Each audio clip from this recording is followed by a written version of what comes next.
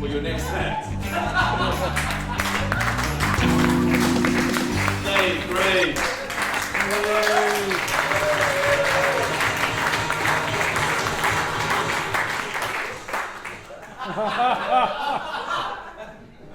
Kim. Excuse me for a minute. Hello. Oh, there we go. Jesus. Thanks very much. Geez, I feel like I need to warm this up again. Oh, geez.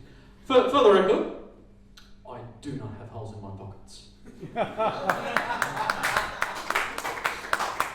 So, look, I usually start off with asking the audience a simple question. It's alright, it's not illegal, it's not like what you guys have been copying down here, it's alright. The first question I always ask is, do I look like a truck driver?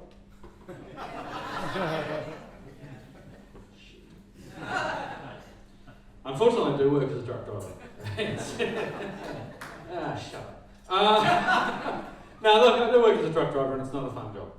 So much of it seems to be just simply staring out of a windscreen. White line, white line, white line. And that's before I start the truck.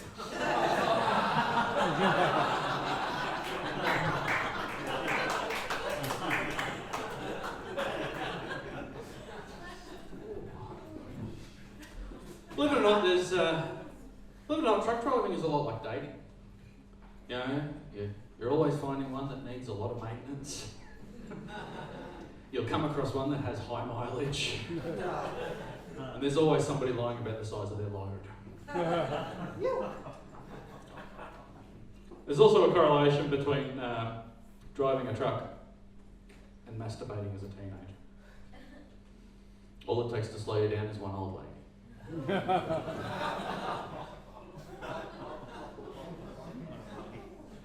I enjoy the response more than I enjoy that joke. You know what, I was driving down the freeway on one occasion and a busload of students from a very well-known private school started to overtake me. Now, I am not going to mention the name of the school, mostly because I can't afford that kind of lawyer. But as these kids were passing me, a few of them started to call out for the air horns.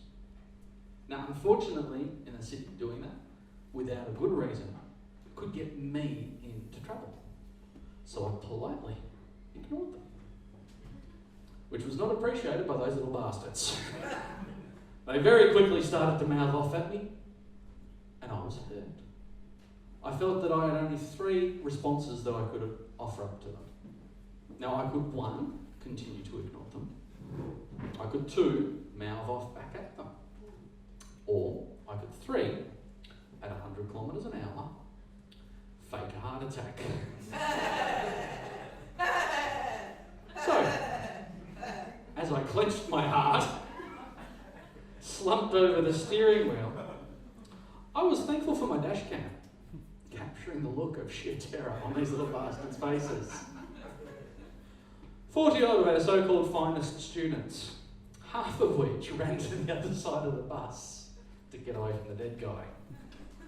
A couple of them rushed the bus driver and scared the shit out of him. Now, as the bus driver was getting these kids all back under control, I'd already sat back up. And with an air of innocence about me, I looked over and I said to the bus driver, "What hath gone over there?" And he said, "They hath be dickheads." Now, I was laughing at this point. But what really pissed all those kids off is that I chose that moment to pull on the air horns anyway. And that's also how I found out how much a lawyer costs. So I've been trying to get out of truck driving. I thought the other month I'd start up an online business. And I was selling authorised upskirting photos. Didn't work out too well. No one seemed interested in hairy guy in kilt.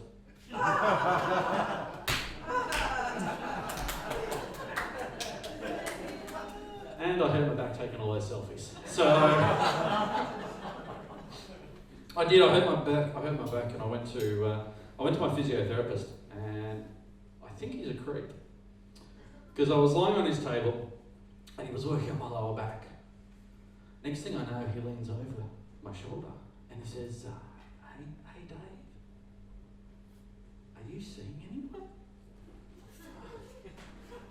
Yeah, actually I'm married. I'm married. And he goes, oh, so you're having sex? Holy shit. I said, man, I told you I'm married. No.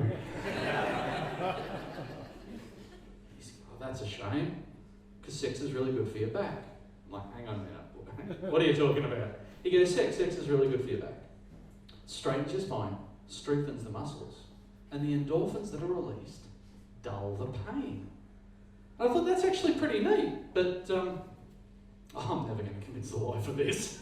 And he goes, don't worry about it, not a problem, I've got you covered. I'll write you a prescription for her. And he did, he wrote me a prescription for sex. It was amazing, down in the instructions it said to be taken twice daily. Yeah, that didn't work. No, the wife just handed me $200 and told me to buy a generic brand.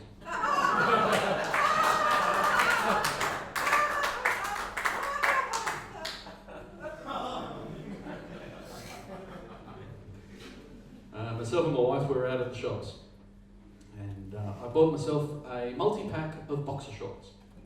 Got them home, pulled out the first pair, and the first pair happened to be camouflage. I thought that's pretty stupid, but I whacked them on anyway, showed the wife. She goes, what the hell are you wearing camouflage boxer shorts for? I said, so you can't see me coming.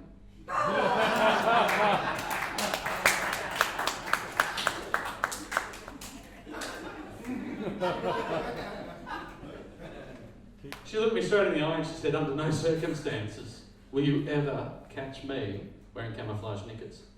I said, why not? She goes, you have enough trouble finding it as it is.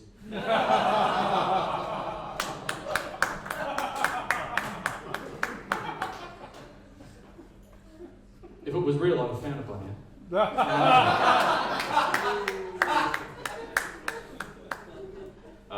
You know what? That is actually the sort of banter that I do have with my wife, and that banter has been a large part of the reason myself and my wife have stayed married for nearly 20 years.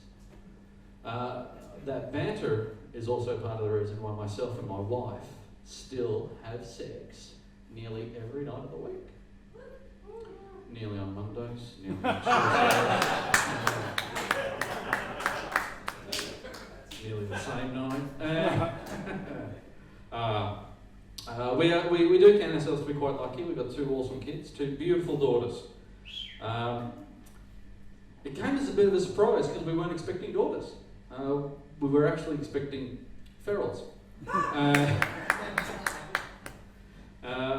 We were expecting the sort of ferals that you do see at the supermarkets, you know, kicking, screaming, throwing tantrums, and that's just the parents. I once had some old bloke point at me and turn to his kid and say, you wouldn't act like that for someone like him. I thought, shit, that's a bit rough. I mean, for all that kid knows, I could have been a Catholic priest.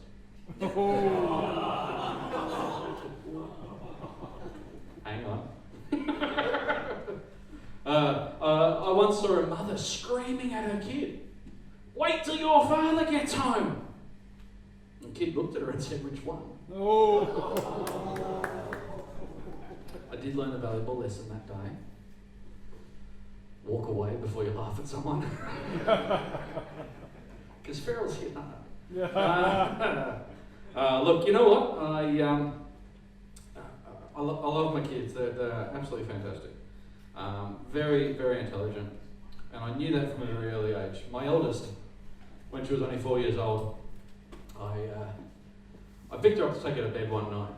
And as we walked past the TV, an old car commercial came on that uses the tagline, bugger. And my daughter looks at me and she goes, Daddy, that's a rude word. I said, that is a rude word. We don't use rude words, do we? And she goes, no, Mummy does. Out of the mouths of babes. And but I did realise at that point, this is a fantastic opportunity to trick my 4-year-old into saying the word bugger. So I took her to bed, tucked her in, kissed her on the forehead, and I said, now love, remember, What's that rude word you're not allowed to say? She looked up at me and she smiled and said, fuck. Thanks very much, everyone. Have a good night.